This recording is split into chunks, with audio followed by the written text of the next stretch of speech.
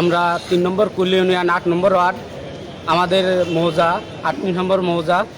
আমাদের এই খালটির নাম হলো আয়তুল্লাহ ডাড়ার খাল। আমরা বিগত এই 2 বছর ধরে এই খালটা উন্মুক্ত রাখার জন্য আমরা টিউনু মহোদয়, ডিসি মহোদয়, যা বিগত যেসব মহোদয় ছিল তাদের কাছে আমরা এই খালটা উন্মুক্ত রাখার জন্য আমরা অনেকের কাছে এই স্মারকলিপি জমা দিছি।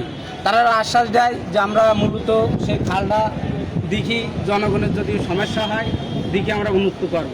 তারা আমাদের প্রতিবার আমরা অফিসে আসি আমাদের আশ্বাস দেয়, কিন্তু তারা পর্যবেক্ষণও করতে যায় না, মাঠেও যায় না। তারা কার কথা শুনি এই প্রত্যেক বছরে আমাদের ভোগান্তিতে ফেলায় আমরা জানি না। কিন্তু বিগত এই খালটা খনন করার পরেও এই খালটা আবার ডাক দিছে। আমরা একটাই দাবি যে আমরা জনগণ, আমাদের একজনের খাল যদি সরকার একজনের দেয় সেই সরকার কিন্তু মাছটাই একজনই মারে, কিন্তু জনগণ কিছু পায় না। কিন্তু জনগণের যে হাজার হাজার বিঘির যে সম্পত্তি নষ্ট হচ্ছে, ফসল নষ্ট হচ্ছে, সরকার যদি 1 লক্ষ টাকার ইজারা পায় কিন্তু কোটি কোটি টাকার ফসল এই পানি জলবদ্ধতার কারণে জনগণের ক্ষতি হয় এখানে। তাই এই দাবি করব সরকারের কাছে যে একজনের জন্য 1000 লোক ক্ষতি হোক, এটা আমরা প্রত্যাহার করব। তাই ডিসি মহোদয়ের কাছে আমাদের আবেদন যে উনি আমাদের এই খালটা যেন উন্মুক্ত করে।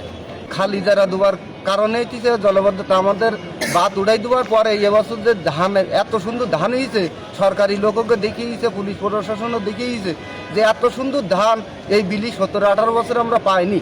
তাই এমপি সাহেবের কাছে অনুরোধ, সরকারের কাছে অনুরোধ, তারেক জিয়া সাহেবের কাছে অনুরোধ, ডিসি সাহেবের কাছে অনুরোধ যেন এই খালটা জলবদ্ধতার যাতে সৃষ্টি না হয়, এই ডাকটা যেন বাতিল করি, উন্মুক্ত করে দেয় গ্রামবাসী সবাই। এটাই আশা, এটাই দাবি। বিগত 17-18 বছর ধরে আমাদের এই খালটা ইজরা ছিল, এখন উন্মুক্তর জন্য আমরা 2 বছর আগে সমস্ত বাঁধগুলো কেটে দিয়েছিলাম।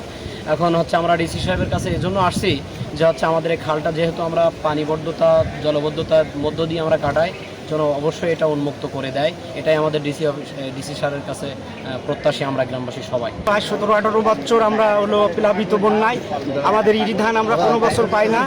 আমাদের একটাই জীবন জীবিকা এই বিল, সে জীবন জীবিকা থেকে আমরা বাদ যাচ্ছি। যাতে এই ডাড়ার খালটা উন্মুক্ত হয় সে বিষয়ে আমরা ডিসি মহোদয়ের কাছে এই স্মারকলিপি জমা হবে এবং আজকের এই মানববন্ধন আমরা করতেছি যাতে আমরা এর থেকে মুক্তি পাই। আমরা দীর্ঘদিন ধরে ভুগতেছি এই বিষয়টা নিয়ে, যেন উন্মুক্ত হয় সে বিষয়ে আমরা আজকে এখানে মানববন্ধন।